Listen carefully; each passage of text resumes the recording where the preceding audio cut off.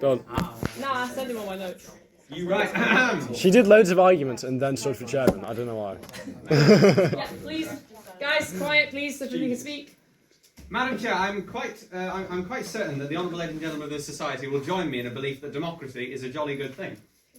And I'm sure also that I'll be equally unopposed and that they will without hesitation say that what makes a democracy a true democracy is the freedom of the people. Without freedom, democracy is a sham. Yes, right. Well, if indeed it was the case that they really believed that sort of thing, then they wouldn't be sitting on that side of the room. Because to make voting mandatory is an infringement of freedom, Madam Chair, and is therefore also an infringement of democracy. Now, this might not seem to follow straight away, but it is patently clear elsewhere that any and every freedom contains within itself the freedom not to. The freedom to drive permits pedestrianism, the freedom to drink permits sobriety, the freedom to marry permits bachelorhood, and all this ought to prove that the freedom to vote does necessarily permit abstention. The freedom to vote is the freedom not to vote. To make voting mandatory constitutes an attack on the freedoms which have pervaded this Long Island story of ours, and it really astounds me that such intelligent people as some of the opposition are would be in favour of such an attack. Give him 15 seconds. It's planned. It's It planned. doesn't matter. Oh, it's fun. Oh, yes. Mandatory voting, quite frankly, obliterates the very point of voting, which is that it is the ordinary man's means of engaging with politics, and politics always ought to be a privilege, never an obligation. There was a system where the common man was obliged to be involved in the workings of state, Madam Chair. It might interest the opposition to know that that was called feudalism. And while I'm not, of course, comparing mandatory voting to indentured labour, it is certainly the case that it has the same air. It's got the air of making the citizen a part of the state, a figure, a number, a checkbox to be coloured in to quantify the administration of the land, rather than an individual with a voice, a right, a freedom, and for whom elections should never be a burden or a chore, but should always be an opportunity to partake in democracy. But let it not be construed that I don't grasp the severity of the democratic deficit in this country. I'm quite aware that we have a participation crisis. I talk of politics as a privilege, but many already see it as a burden.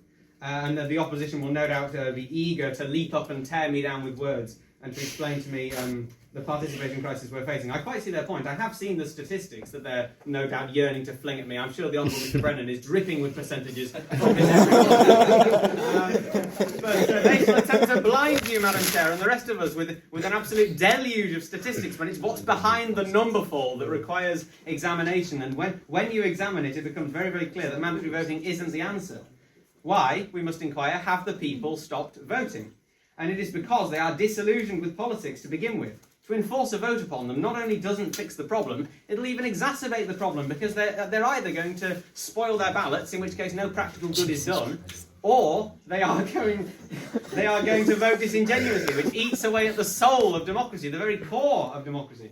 And they may say that when confronted with a mandatory vote, the people will become better educated. But in order to argue that, they have to be seriously disillusioned about humanity, because in this age of misinformation and distrust, they're going to more likely become radicalised, and they're going to become better informed if they bother to have a look at all.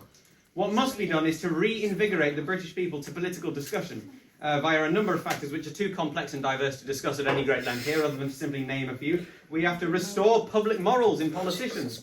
We have to have better education of political affairs. We have to have a return to serious politics and a departure from the soundbite-saturated, farce-ridden contemporary government. And above all else, Madam Chair, we must be patriots. As the great politician Cicero thought, patriots believe in their country, they have strong views, and they're willing to go through the democratic process to get those adopted. So let us love our country, Madam Chair. Let us care for her politics, but let us not stoop so low as to enforce what ought always to be a privilege and ought never to be a burden.